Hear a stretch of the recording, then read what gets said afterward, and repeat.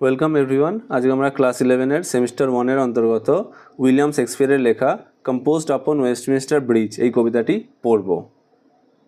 এই কবিতার line by line Bangla মানেটা আমি এই ভিডিওর কমেন্ট বক্সে পিন করে দেবো, সেখান থেকে তোমরা পরবর্তীকালে বাংলা মানেটা পড়তে পারবে।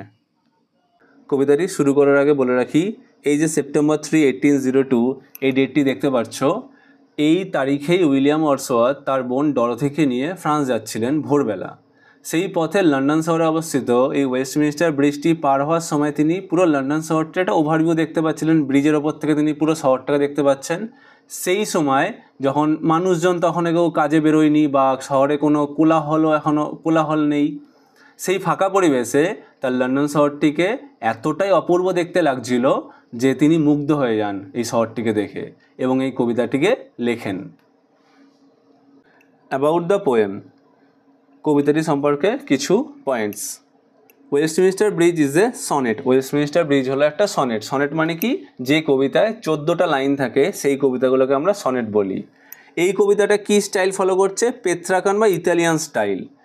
অর্থাৎ পেত্রাকান বা ইতালিয়ান স্টাইলে আমরা কি পাই? একটা অক্টেভ পাই, একটা সেস্টেট পাই। অক্টেভ হচ্ছে 8 লাইন আর সেস্টেট হচ্ছে গিয়ে 6 লাইন। তাহলে 8 + 6 14 লাইন। তাহলে এই কবিতাটা হচ্ছে একটা সনেট, পেত্রাকান স্টাইল বা ইতালিয়ান স্টাইলকে ফলো করছে এবং অক্টেভ এবং সেস্টেটে বিভক্ত, 8 + 6-এ বিভক্ত।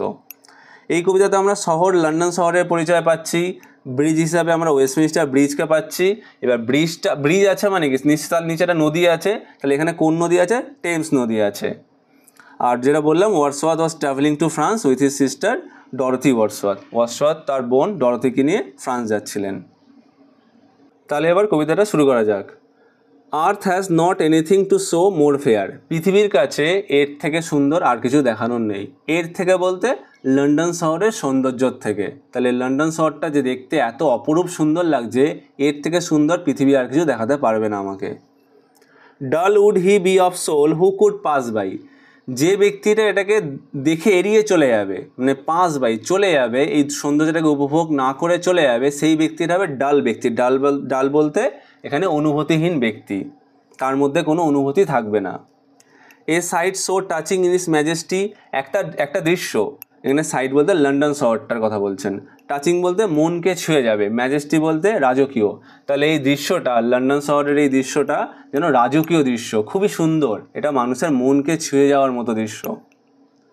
This city now doth like a garment wear. এই শহরটা এখন পরে রয়েছে একটা গার্মেন্ট মানে হচ্ছে গিয়ে পোশাকের মতো সে একটা পরে রয়েছে, একটা বস্ত্র পরে রয়েছে। কিসের বস্ত্র? The beauty of the morning, সকালের সৌন্দর্যের। সাইলেন্ট অ্যান্ড বেয়ার, নীরব এবং নির্মল একটা সৌন্দর্যের বস্ত্র সে যেন নিজের গায়ে পরে রয়েছে। Ships, towers, domes, theatres and temples lie. জাহাজ, টাওয়ার, গম্বুজ, থিয়েটার মানে নাট্যমঞ্চ, মন্দির, এগুলো সবই যেন শুয়ে রয়েছে। Open unto the fields and to the sky. যতদূর পর্যন্ত এই ফিল্ড বলতে এখানে ল্যান্ড, যতদূর পর্যন্ত আমার ল্যান্ডটা যাচ্ছে, স্কাই আকাশ যাচ্ছে, মানে আকাশ এবং ল্যান্ড কোথায় গিয়ে মিশছে? সে দিগন্ত রেখা, সেই হরাইজনে। তাহলে যতদূর পর্যন্ত আমার চোখ যাচ্ছে ততদূর পর্যন্ত আমি যেন এইগুলোকে দেখতে পাচ্ছি, এরা শুয়ে রয়েছে।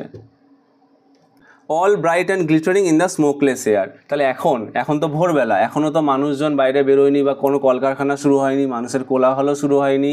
তাহলে এখন বাতাসটা কেমন? স্মোকলেস, মানে এখানে ধোঁয়াহীন বাতাস।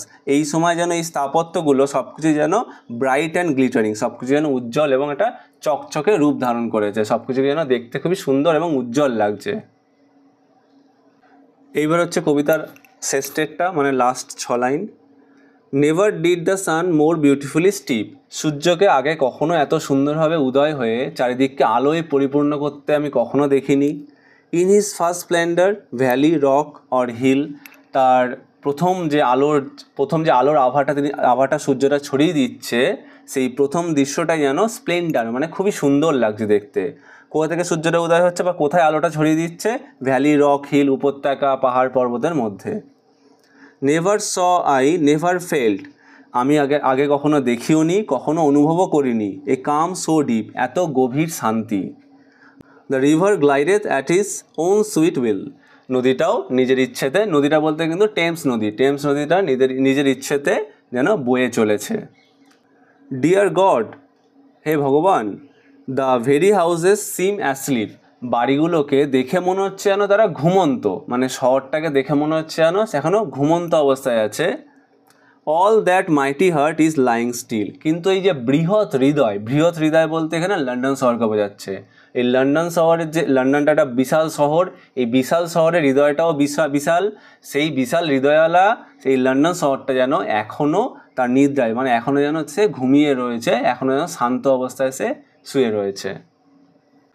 এই ছিল আজকের কবিতাটি, উইলিয়াম শেক্সপিয়ারের লেখা, কম্পোজড আপন ওয়েস্টমিনিস্টার ব্রিজ।